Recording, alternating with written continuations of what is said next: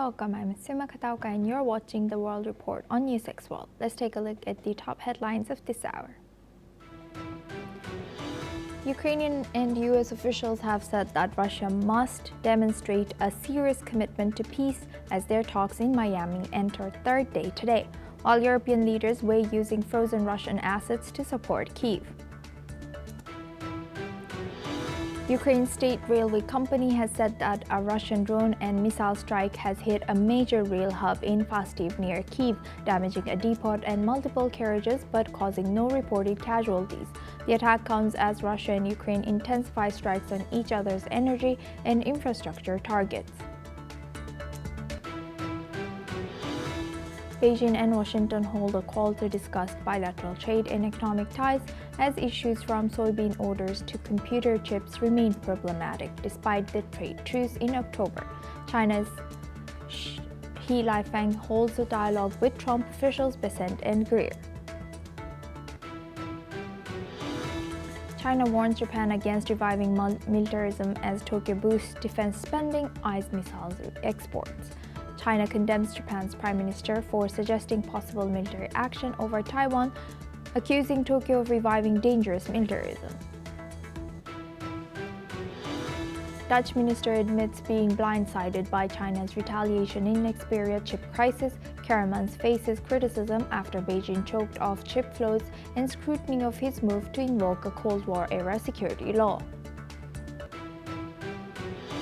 China's officials say the country will work with the US on salient global narcotics issues based on the principles of equality and mutual respect. Adds authorities on both sides are implementing consensus reached between China-US leaders in Busan, South Korea. The U.S. Supreme Court agrees to hear a case on whether some children born in the U.S. have a constitutional right to citizenship. In January, President Donald Trump has signed an order to end birthright citizenship for those born to parents who are in the country illegally, but the move was blocked by multiple lower courts. FIFA Awards President Donald Trump was awarded the new FIFA Peace Prize at the 2026 World Cup draw, giving the spectacle to set matchups for the quadrennial soccer tournament even more of a Trumpian flair.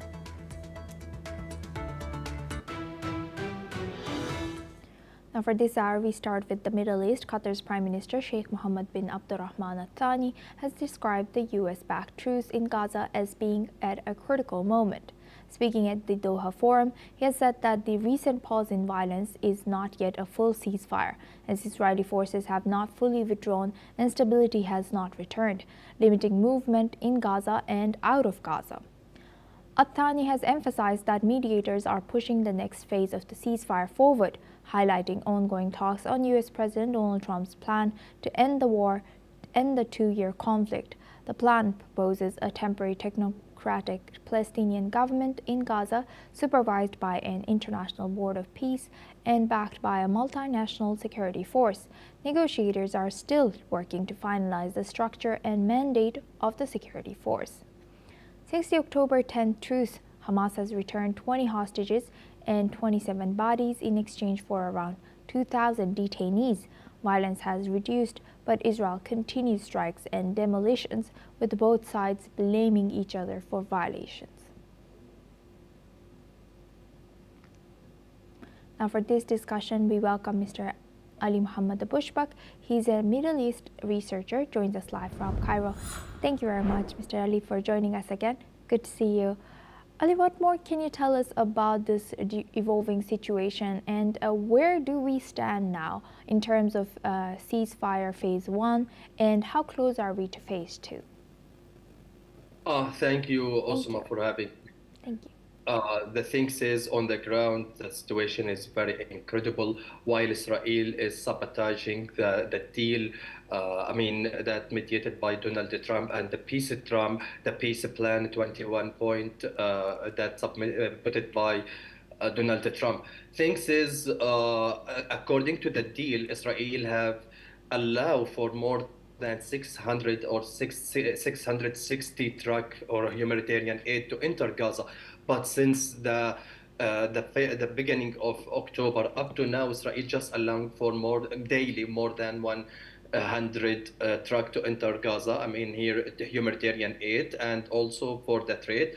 So the thing is, less than 60% of the humanitarian aid enter to Gaza, and this is not sufficient for the Palestinian who's desperate and suffering from the malnutrition and starvation in Gaza. Up to now, the market has a lack and out of some essential element and some essential I mean here supplies in Gaza. This is on one point. Secondly, according to first phase of the deal and the plan of Donald Trump, the border, the Egypt-Gaza border, Rafah border should be reopened and under the supervise of international forces to monitor how is the process is going. Up to now, Israel is creating issue and creating excuses to maintain the close of the border. And yesterday, before last week, the Israelis minister, they are announced that they will reopen the border between Gaza and Israel just only in one way. The people who want to build Gaza or to go out Gaza. It's not two-way, to in and out Gaza. So this is, refer to the and expose the Israelis' plan that deport the civilians from Gaza and evacuated the civilians from Gaza to other land. And this is the plan of Smotrich. He was continuously during the media conference, he continuously stressed on the reoccupying Gaza and expelled and evacuated the civilians, displaced the civilians from Gaza Strip to another land. And this is it's very, clear for the everyone. This is also second. Third, also the Israelis violation. Continuously, we hear there is about Palestinian casualties during the Israelis bombardment, either in the blue line or behind the blue line. Continuously, there is a military operation. There is a report about the Israelis violation. Israelis air drone continuously bombard some bombard some civilians or some tent of civilians in Gaza Strip, or that the land or the here the area that under Hamas control up to now.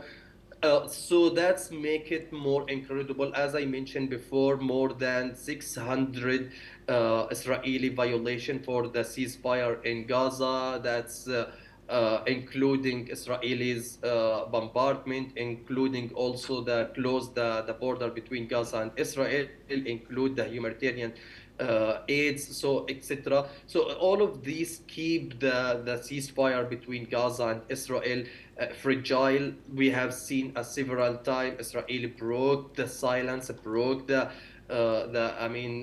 deal, the ceasefire deal, by targeting civilians and targeting some specific figure from Hamas, the military group. So all of these make it the situation more incredible. Furthermore, also about the situation in West Bank, it's going to explode at any time. Continuously, Israelis storm some cities in West Bank, some areas in West Bank, killing civilians, and we have seen several of footage about the Israelis' brutality. A human rights organization, they consider 2025 is the most brutal mark on the recording of the crimes against the civilians in Gaza since 1967, that the Palestinians, they call it a setback and Naksa, while the Israelis reoccupy all Palestine in 1967. Now the situation on the ground also, we talk about the medical situation, the treatment situation is incredible and miserable situation. Israel doesn't let for the medical supplies to enter the Gaza. That's make the treatment journey for the people who got injured, it's more incredible, and make it this kind of situation fragile. It's going to collapse at any time. Here mentioning about the health situation in Gaza. Also, I mentioned that the Israelis' continuous bombardment against the civilians, the tent, and also we are now in the winter a Yes. season that's make the situation more desperate because of the cold, the rain, and they are living in the tent. And we have seen a several of area flooded because of the infrastructure completely destroyed because of the Israelis' operation in Gaza since past 2 years. That make the civilians also frustrated of such kind of situation. This there is no any glimmer of hope for the civilians in Gaza for better life like the plan of Donald Trump promised for the civilians. There is no any glimmer of hope for the people who will, the technocrat who when will start to control the Gaza and the government in Gaza. Also, we are here talk about the border. Some people who's need to leave Gaza for treatment journey. Israel prohibited for them because of its policy against the civilians and putting a several of restrict in the mobility in Gaza. All of these atmosphere, it's considered, could be also a sign for the ceasefire in Gaza. It's going to collapse at any time, and the situation is going to explode at any time. Uh, uh, I don't know. In West Bank, situation is more incredible and more worse than Gaza. It's also going to collapse and explode at any time. We are here in very tough and crucial moment for the peace in the whole area. If you remember in 2000, before October 2025, how much Yes. the area it was burning, Syria, Lebanon, Gaza, Yemen, also Iran, Yes. it was all the Middle East it missed. So we hope a coming time and coming days, Benjamin Netanyahu and his government coalition is going to, uh, Yes. yeah. Yes, hopefully there will be consensus reached. And thank you for shedding light on the dire situation over there. With that, I would like to thank Mr. Ali Muhammad Abushbak for joining us as a Middle East researcher from Cairo. Thank you very much. Now we move the focus on to Europe. Ukrainian and U.S. officials will be holding a third straight day of talks in Miami today, focusing on a potential plan to end the conflict in Ukraine. Washington has stressed that both sides have agreed real progress hinges on Russia's readiness to pursue long-term peace, including measures to de-escalate the conflict and stop ongoing violence. U.S. President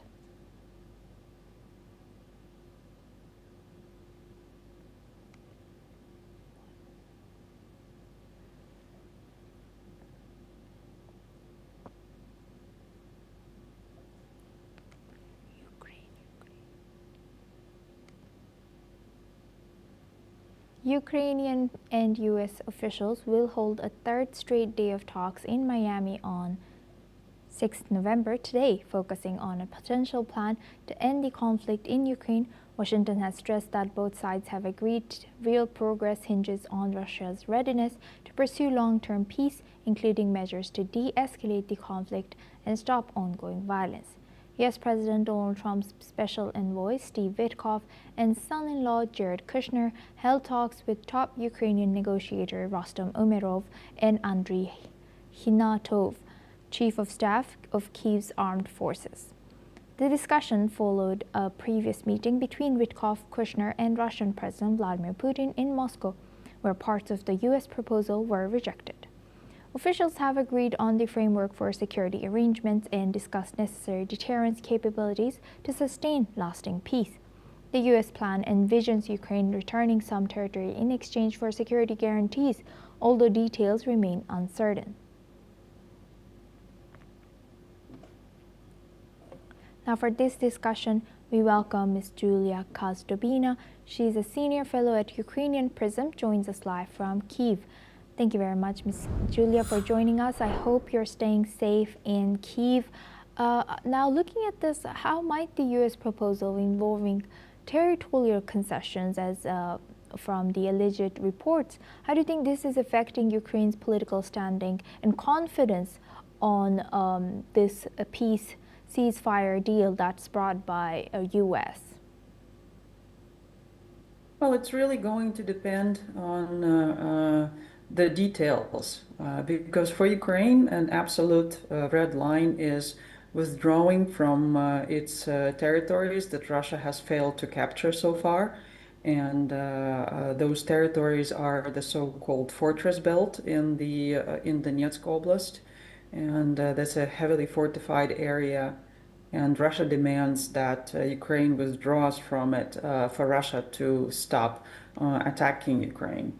And another red line for Ukraine is legal recognition of Russia's ownership of those territories. Ukraine is willing to recognize that Russia is de facto in control of it, so Russia occupies those territories, but not that those territories become Russian. And and that's a clear position, and it's held by majority of the Ukrainian society. And recently there was a public opinion poll where people said that they're even going to protest if an unfavorable deal is pushed onto Ukraine. So politically, this is not feasible that Ukraine will accept those territorial concessions that Russia demands. And for this reason, I believe there is going to be no ceasefire, because this is the Russian war of aggression, and Russia still has both the intent and the capabilities to continue the aggression. And it's actually great that finally negotiators have admitted this, because previously we have heard things from Mr. Witkoff that actually echoed Russian narrative for the reasons of this war, but now he sounds a lot more realistic, understanding that peace actually depends on Russia stopping the aggression. Yes, and thank you for highlighting that. And Ms. Julia, what other commercial or economic incentives could be tied to a potential peace framework that could encourage Russian cooperation? I'm not sure Russia thinks in terms of commerce or economic factors in this war. I think Russia in this case tries to replay the results of the Cold War, and it feels like it was humiliated at the end of the Cold War, and so it's trying to sort of bring down sort of humiliate the United States in response. And so all the economic ideas that are floated and discussed, I would say that they are meant mostly to stop the US from imposing sanctions on Russia or being tougher on Russia. So, and I think it's the same ploy that they used, but in the previous negotiations. But the difference is that in negotiations previously during the Minsk process, everybody concentrated on humanitarian issues and how it was necessary to exchange prisoners of war, and how these exchanges actually kept the hope up that it was possible to achieve a final solution. Final resolution of the conflict, but that never happened. But with this administration, it's not interested in humanitarian issues, it's interested in economic issues. And so the Russian side keeps floating these economic issues to make sure that the US kind of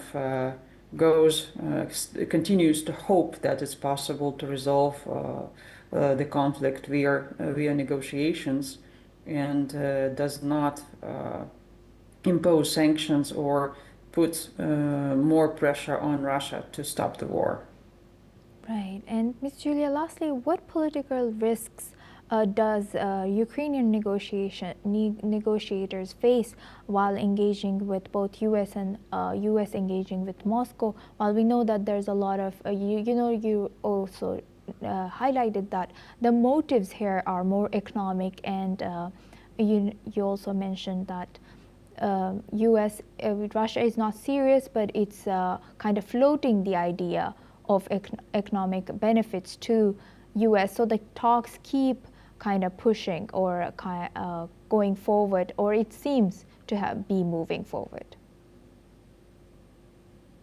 Yes, that's exactly what I'm saying, that Russia keeps floating those economic ideas to keep the talks going, but talking is not the same as reaching an agreement, and Russia is not interested in reaching an agreement. Russian interest here is to avoid the U.S. putting, like imposing sanctions and to avoid the U.S. putting more pressure on Russia. And while the talks are going, Russia keeps attacking Ukraine, and this night there was another large-scale attack on Ukrainian cities. More than 600 targets, 600 projectiles of different types were launched in Ukraine, and those included different types of missiles, ballistic missiles, aeroballistic missiles, drones.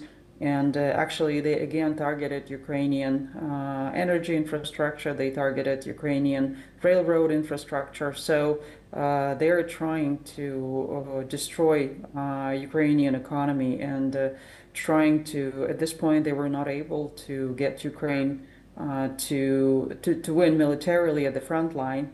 They were not able to get Ukraine to make concessions that they want in the negotiations. And so now they're attacking deep into the Ukrainian rear, especially to make life unbearable for Ukrainians in winter. So their goal is not to make peace. Their goal is to make sure Ukraine surrenders to their demands. And the reason Ukraine is not surrendering is that we have been through this process before, and we know what happens next.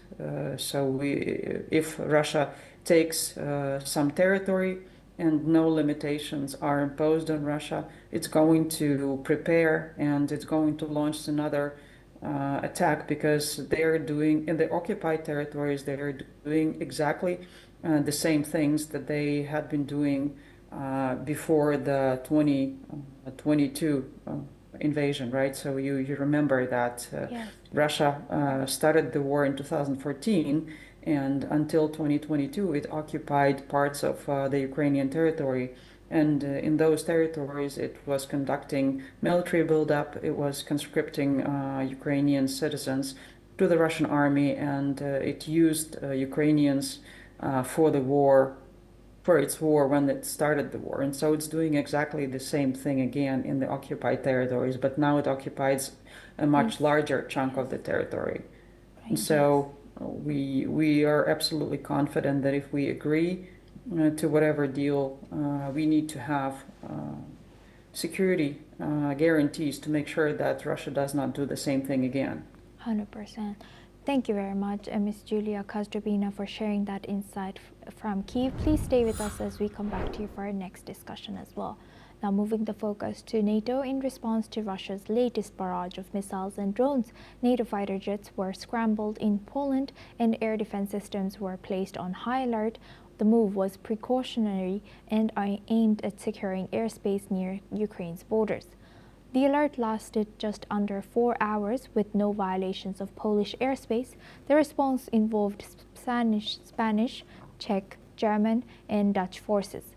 Overnight, Russia has launched over 650 drones and 50 missiles at Ukraine, marking one of the largest attacks in recent weeks. Ukraine's air defense downed most of them, but impacts were felt across 29 locations, including Kyiv and Odessa, where energy infrastructure was damaged, leaving thousands without power and heating. Ukrainian officials condemned the strikes on civilian targets, calling for stronger sanctions and continued support for Ukraine's defenses. Now, for this discussion, we welcome back Ms. Julia Kozdrubina. She's a senior fellow at Ukrainian Prism, joins us live from Kyiv. Thank you very much, Ms. Julia, for staying with us. Now, looking at this, should NATO consider expanding its air defense presence in Eastern Europe, and what political risks would such a move entail towards defending airspace especially near the Ukrainian border? From what I understand, there is no political risks when it comes to defending NATO territory. NATO has been very clear that it's going to defend every inch of its territory, and NATO countries have already shot down some of the Russian drones that crossed, in particular, into the Polish airspace in September of this year. But both NATO and the European Union are very keen not to get into direct confrontation with Russia, and so Ukraine is trying to get NATO to close the sky over Ukraine, or at least over the western part of Ukraine, and that is a very sensitive issue, and so far Western countries do not agree to do that because they don't want to get into a direct confrontation with Russia. But to me, that position poses a security threat to those countries, because if they want to deter a possible Russian attack on them, they have to demonstrate that they're willing to defend, that they're willing to respond to Russian attacks. And so far, they have been pretty timid about it. So, if it's great that they are getting the aviation up, it's great that they're learning to cooperate and to coordinate and to learning how to respond. But so far, their response has not been decisive enough. Right. With that, I would like to thank Ms. Julia Kozdobina for joining us today from Kyiv and sharing that insight throughout our news. Thank you very much. Now we move the focus on to Indonesia. Devastating floods and landslides in Indonesia's Sumatra Island have climbed over 900 people, with 410 still missing, as the country faces mounting fears of starvation. Torrential rains and tropical storms have battered Aceh and North Sumatra, washing away roads, homes, and entire villages. Remote communities are cut off, with aid struggling to reach those in need. Local officials warn many are dying from hunger rather than the floods themselves. Survivors recount crowded shelters and desperate conditions, while some criticize the government for delaying a national disaster declaration, which would unlock resources and international aid. Across Southeast Asia, similar disasters have claimed lives in Sri Lanka as well, Thailand and Malaysia, as well as Vietnam, highlighting the deadly impact of climate change, deforestation, and erratic monsoon rains. Relief operations continue as authorities and humanitarian groups scramble to provide food, shelter, and medical aid to the hardest hit areas. Now we move the focus on to Australia. Wildfires have ravaged thousands of hectares of bushland in New South Wales, Australia, with authorities issuing evacuation orders at the highest emergency level for residents in the state's most populated areas. New South Wales Premier Chris Minnis has confirmed that at least 12 homes have been destroyed in Coolwong, located about 45 kilometers north of Sydney. Over 70 fires are burning across the state, including one in the Upper Hunter area that has consumed nearly 10,000 hectares. Let's listen into what he has shared. I just wanted to speak about a few things. As it stands, there are 75 bushfires in New South Wales, 19 uncontained fires across the state. That includes, or that's being managed or fought with 300 vehicles currently deployed by the RFS across New South Wales. Officials are warning that this could be particularly dangerous bushfire season following several years of quieter fire activity. The state is still recovering from the devastating Black Summer fires of 2019 to 2020, which killed 33 people and burned an area of the size of Turkey. That's all we have time for. Keep watching NewsX World for more news updates from